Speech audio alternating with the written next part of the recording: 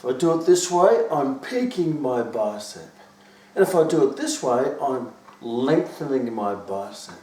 If I rotate it this way, I'm shaping my bicep. If I bring it out here, that's working my inner bicep. If I bring it in here, that's working my outer bicep.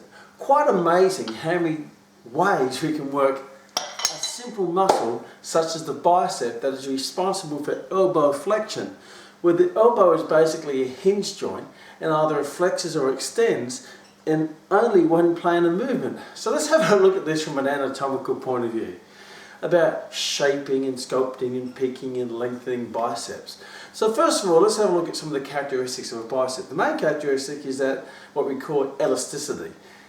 Now, the elasticity properties of muscle means no matter what you do to a muscle, will always return to its resting shape and length, which basically means you can't change the shape of a muscle. It will always go back to its genetic shape. You can't lengthen it, you can't shape it, you can't peak it. It is what it is, it is what it is. I can do whatever I want to my nose, but my nose is going to be always my nose in that particular shape.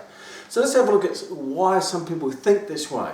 Well, when I go from a supinated grip this way, I will tend to get this little muscle bulge at the top, and I think that must be peaking it. But if I take the grip into a pronated grip, some people see the bicep actually lengthens a bit. They go, wow, that must be lengthening in the bicep.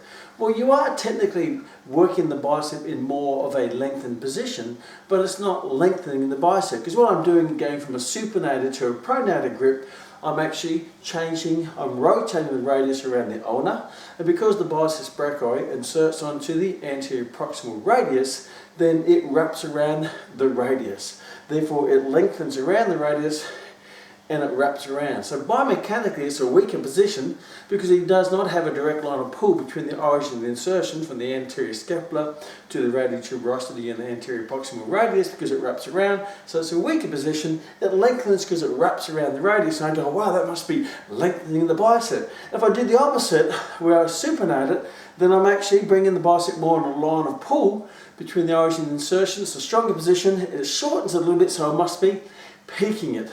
So it's not that it's peaking it, because a peak of a bicep is determined by the length of the tendon compared to the muscle belly, and that's also genetically determined. Two things that are genetically determined. Number one, the shape of a bicep or a muscle.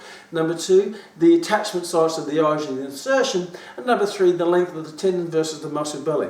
They cannot be changed. You can certainly make a muscle bigger or smaller. You can train it and take it closer to its genetic potential in terms of shape and strength.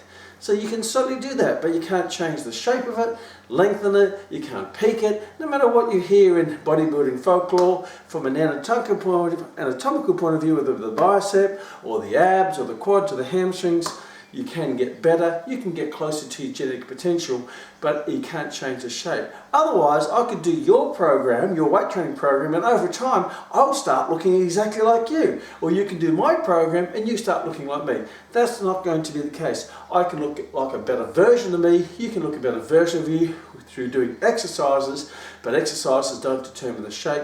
Exercises just determine how close do we get to our genetic potential. And that would be no carpet.